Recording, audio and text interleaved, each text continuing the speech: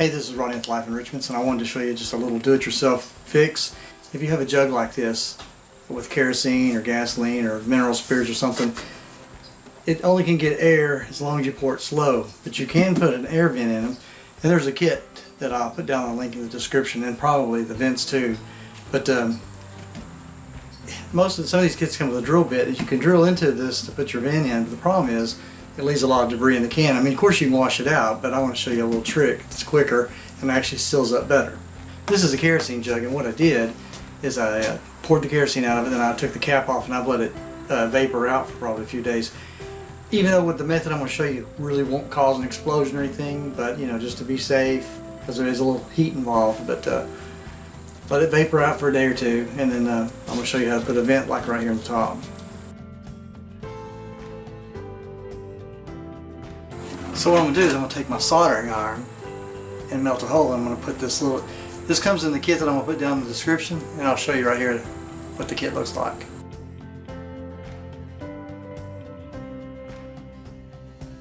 But it comes with the little press-in vents, and a lot of the kits come with a drill bit so that you can drill a hole in the jug. Like I said, if you don't want to drill a hole in the jug and get debris in it, and you want to make it a smoother pop in, just take your soldering iron, poke a hole in it, and get it hot.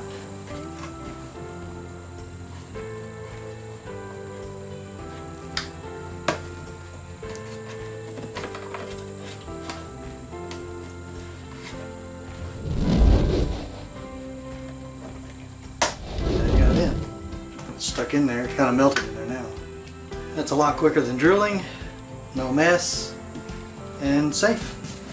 Now I've got a vented kerosene jug.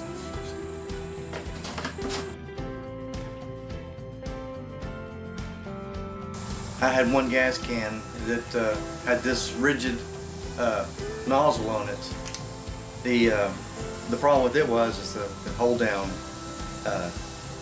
Actually, it kind of cracked right away when I first got it. I tightened it down, somebody tightened it, split. I mean, it still worked, but the nozzle is rigid, so it makes it difficult sometimes to get into a tight spot to pour. These nozzles are flexible, so you can see that if you need to almost do that, you can do that with it. They all have screw caps to seal them off. The one thing that I really liked in this kit, because this gas can had that rigid nozzle, one reason it's rigid and bent the way it is because the can does not have an air release in it. So if you turn it too fast, you can hear the air, having to suck back through, and it makes the can go gloop, gloop. But they provide vents for the can. You have to drill a little hole. Unfortunately, the can already has some gas in it, so I don't want to do that and get plastic done into my gas can. But once the gas can's empty, I'm going to drill a hole, and you just poke it in, and then it has the little cap that seals it off if you need to, like if you're gonna haul a can for going getting gas. So I've already slid this up on, just put this through, put one of the lids out, which was good timing, because this one's cracked. I don't know if you could see the crack in there, but it's already cracked. So whenever you tilt it to pour gas, it pours gas everywhere. So if you're doing like a motorcycle tank, it's going to get gas all over it. And these, even though the rigid nozzle is kind of nice, it doesn't have a good lock, and I've had gas pour out because the little cap falls off, or the caps get lost. So anyways, I've put this together, and the funnel itself already has a seal made onto it. Threads perfectly on the jug. I can feel the seal binding down.